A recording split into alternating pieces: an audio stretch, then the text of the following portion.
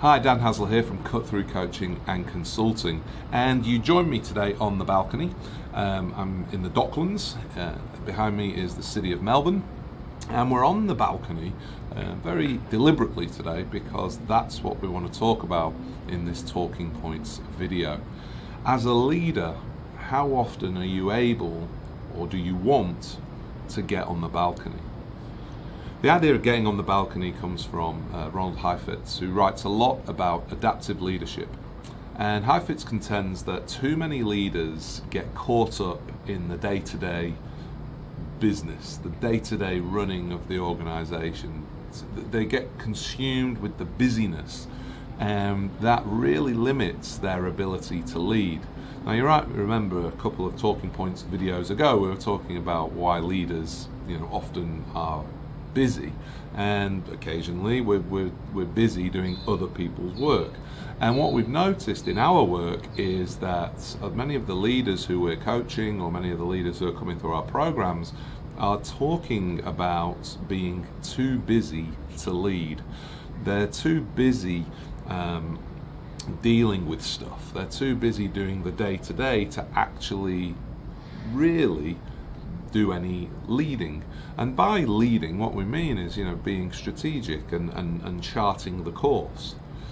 So this idea of getting on the balcony means we deliberately carve out time to get clear of that, to be able to rise up above what is happening on the day-to-day, to consider, evaluate what we are doing on the day-to-day, evaluate what is working, recognize any areas that need to be improved. But importantly, also charting a course and looking at possible opportunities, coming up with new ideas, new programs, taking time to build those important relationships. All the things that good leaders do. And yet we're finding that in our efforts to be good leaders, we're actually creating less and less of that time for us. And I think it's worth reminding ourselves of the thinking of Stephen Covey, who wrote 7 Habits of Highly Effective People. In there, one of his key ideas, which I think has really stood the test of time, is that idea of being mindful of how we spend our time.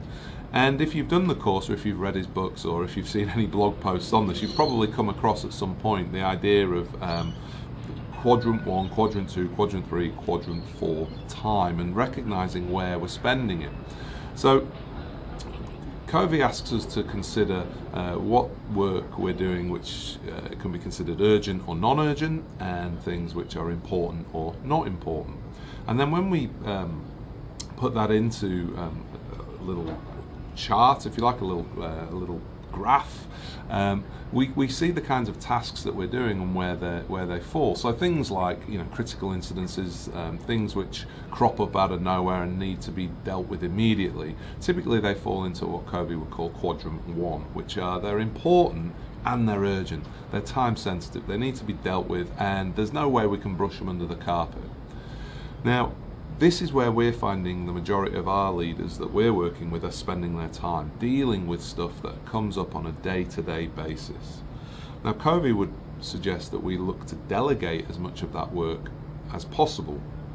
Something else to consider is, and this is what we touched on a couple of Talking Points videos ago, how much of that urgent stuff, which is important, but how much of that urgent stuff has actually come about because somebody else maybe has dropped the ball, and now they're putting it on your lap in order to fix it. Covey argues that whilst we might be able to delegate some of that stuff, it is important that we try to move and spend some time in quadrant 2, which is what he calls the important but non-urgent things. These are the things which talks about relationship building. We talk about developing new opportunities, evaluating things, maybe coaching our colleagues in there.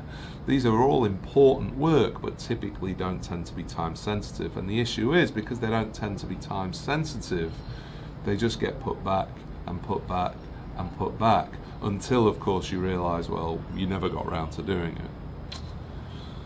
Below the line, in the bottom half of the quadrants, we've got the non-important stuff. So either the non-important stuff, which is not urgent, so we're talking literally just checking in on Facebook and checking your Twitter stream and responding to a few personal emails, which probably could wait. And in the urgent but not important space, this is the stuff which presents itself and you feel the urge to respond to it straight away, and so you do because you feel it's urgent, but actually when you step back in the cold light of day, it wasn't particularly important.